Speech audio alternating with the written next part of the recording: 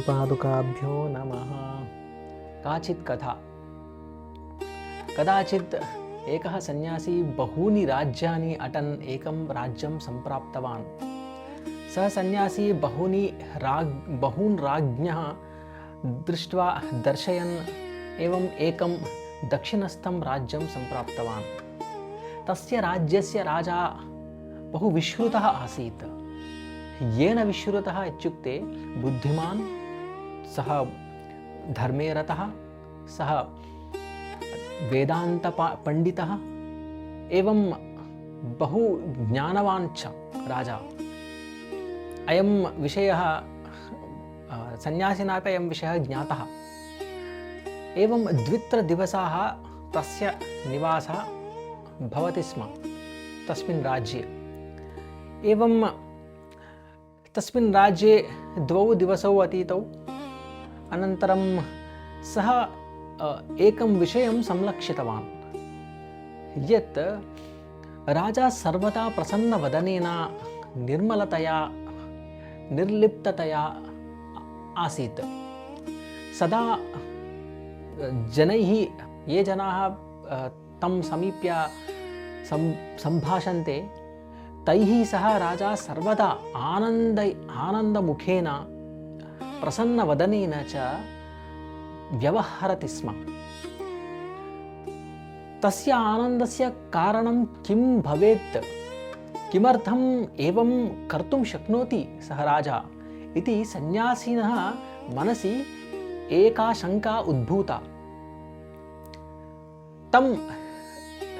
तस्य निवृत्त्यर्थं राजानं समीप्य सन्यासी एवं पप्रच्छ, हे राजन्, अहं 2 दिवसाभ्याम् एवं परिशीलयामि, भवान् सर्वदा आनन्दचित्तेन सदा निर्मलतया भवान् सर्वदा सन्तुष्टेन दृश्यते। किमर्थं सम्भवः? किमर्थम् इत्युक्ते नाम सः बहून् राज्ञः दृष्टवान्। सः सन्यासी कोऽपि राजा एवं नासीत्। राज्यकार्यम् इत्युक्ते भारयुक्तं तत् कार्यं। सर्वदा चिन्ताक्रान्तः सर्वदा भययुक्तः च राजा भवति। सर्वदा अस्य वित्तस्य विषये किं करणीयं, जनसमूहस्य विषये किं करणीयम्, एवं शत्रुविषये किं करणीयम्, एवं सर्वैः विषयैः पीडितः भवति राजा सर्वदा। परन्तु अयं राजा सर्वदा एवं न दृश्यते स्म। एवं सन्देहनिवृत्त्यर्थं राजानं समीप्य सन्यासी एवं पप्रच्छ। राजा तदा, भगवन्, हे सन्यासिन्, सुप्रश्नः अयं, परन्तु तस्य समाधास्यामि, परन्तु किञ्चित् समयं ददातु। अद्य सायं कृपया आगच्छतु। प्रथमम् अहं मम राजभवनं दर्शयिष्यामि। कृपया तत् राजभवनं दर्शयतु। अनन्तरम् अस्य प्रश्नस्य उत्तरं समाधास्यामि इति उक्त्वा राजा तं सन्यासिनं नमस्कृत्य ततः निर्गतवान्। एवं सति सन्यासी किञ्चित् आश्चर्यचकितेन अचिन्तयत्, किं राजभवनस्य दर्शनेन अयं विषयः कथं सम्बद्धः इति। भवतु, तदेव करिष्यामि। अस्य विषयस्य समाधानम् एव प्रधानमस्ति। भवतु इति चिन्तयित्वा तथैव सन्यासी तस्मिन् दिवसे सायं राजानं समीप्य राजभवनदर्शनार्थम् आगतः। राजा अपि सज्जः आसीत्। एवं 2 प्रस्थितौ आस्तां राजभवनदर्शनाय। तदानीमेव कश्चन राजभटः राजानं समीप्य सहसा किमपि राज्यकार्यम् आपतितम् अस्ति, तस्मै राज्यकार्याय राज्ञः आवश्यकता अस्ति इति उक्त्वा राजानं नीत्वा ततः निर्गतवान् सः भटः। राजा अपि तस्य अगतिकतया सन्यासिनं नमस्कृत्य क्षमां याचित्वा सन्यासी अपि राजा अपि ततः निर्गतवान्। सन्यासी एकाकी अभवत् तत्र, परन्तु राजा तु स्पष्टीकृतवान् यत् अस्मात् राजभवनात् दर्शनात् परमेव भवतः प्रश्नस्य समाधानं दत्तुं शक्नोमि इति राजा स्पष्टीकृतवान्। अनेन कारणेन अगतिकतया सन्यासी अपि अचिन्तयत्, भवतु अहम् इदं राजभवनं दर्शयिष्यामि, एकाकी एव अस्मि, तदा किं भवति? सायंकालः आसीत्, सायं समये किञ्चित् अन्धकारः परिवृतः। तत्र अन्धकारे राजभवनदर्शनं किञ्चित् क्लेशभूयिष्ठकार्यम् आसीत्। तथापि कमपि दण्डदीपं स्वीकृत्य हस्तेन गृहीत्वा सः राजभवनं दर्शयन् एवम् अटन् आसीत् राजभवने।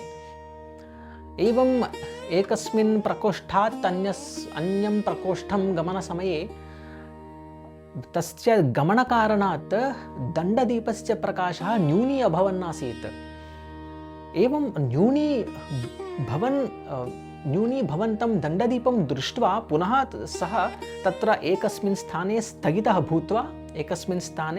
भूत्वा परं तं प्रकाशं वर्धयित्वा पुनः दर्शनं, तं दण्डदीपस्य प्रकाशं वर्धयित्वा पुनः राजभवनस्य दर्शनं प्रारभत। स सन्यासी पुनः तत्र स्थगितः भूत्वा तं प्रकाशं वर्धयित्वा पुनः दर्शनं कृतवान् आसीत्। एवं सर्वं राजभवनस्य दर्शनमपि समाप्य स्वप्रकोष्ठं प्रति निर्गतवान्, निश्चक्राम स सन्यासी। अग्रिमे दिवसे राजा स्वानुष्ठानकार्यादिकार्यक्रमान् सम्पूर्य शीघ्रमेव झटिति तं सन्यासिनं समीपितवान्। एवं प्राप्तं राजानं वीक्ष्य सन्यासी सन्तुष्टेन तस्य विषयस्य समाधानं श्रोतुम् उद्युक्तः अभवत्। किं वदति, किं वक्षति राजा इति। राजा एवं सन्यासिनः कुशलप्रश्नान् कृत्वा पुनः तस्य राजभवनस्य दर्शनविषयम् अपि पृष्ट्वा एवं पप्रच्छ, हे सन्यासिन्, कथं सञ्जातं भवतः राजभवनदर्शनम् इति। सन्यासी तदा अवदत्, किं वक्तव्यं राजा अस्मिन् विषये, सम्पूर्णरात्रिः अतीता, परन्तु यदा मम राजभवनदर्शने अहम् आसं तदा अयं दण्डदीपः न्यूनीभवन् आसीत्। इमं दण्डदीपप्रकाशं वर्धयित्वा पुनः राजभवनं दर्शनम् एवम् उभयं किञ्चित् समीकृत्वा संस्कृत्य राजभवनदर्शनं किञ्चित् क्लेशभूयिष्ठमेव आसीत् इति। तदा राजा एवं प्रत्युतरत्, हे राजन्, मम विषयः अपि एवमेव अस्ति। अहमपि सर्वदा मत्हृत्कमलमध्यस्थं परमेश्वरं मम मनः सम्प्रसार्य अहं सर्वदा तस्मिन् विषये परब्रह्मणि परमेश्वरे एव मम मनः संस्थाप्य वर्तमानः अस्मि। अनेन कारणेन बाह्यप्रापञ्चिकव्यवहाराः मां न स्पृशन्ति तावत्। ये व्यवहाराः बाह्ये सन्ति, येषु कार्येषु, राज्यकार्येषु, भारयुक्तकार्येषु, क्लिष्टयुक्तकार्येषु यत् किमपि नाम भवतु, येषु अपि अहं भूत्वा अपि अहम् एवं प्रशान्ततया एवं मम निर्वहणं, मम दिनं यापितुं शक्नोमि। किमर्थम् इत्युक्ते मम मनः एवं एकस्यां दिशि मत् हृत्कमलमध्यस्थिते परमेश्वरे भवति मम मनः, अन्यस्यां दिशि बाह्यकार्ये भवति मम मनः। एवम् उभययुक्तं मनः सम्पूर्णतया सांसारिका बाह्यप्रपञ्चः मां न मज्जति।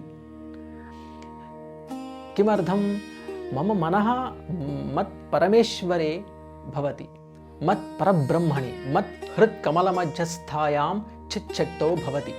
अतः अनेन कारणेन सर्वदा अहं चेतनारूपस्वरूपपरमेश्वरं गृहीत्वा भवामि सर्वदा। अनेन कारणेन किमपि यत्किमपि भवतु नाम मां न स्पृशति इति उक्त्वा राजा तं सन्यासिनं नमस्कृत्य ततः निर्गतवान्।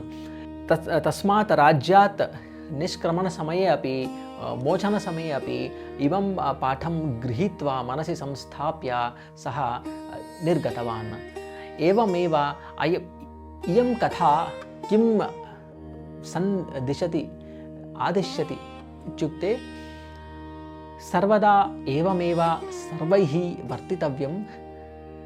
यः वेदान्तज्ञाने परमेश्वरे यस्य चिन्तनं भवति सः सर्वदा अस्मिन् प्रयत्ने एव भवति, अस्मिन् मार्गे एव सः सर्वदा परिक्रामति इति उक्त्वा अहम् अत्र इमां कथां समापयामि।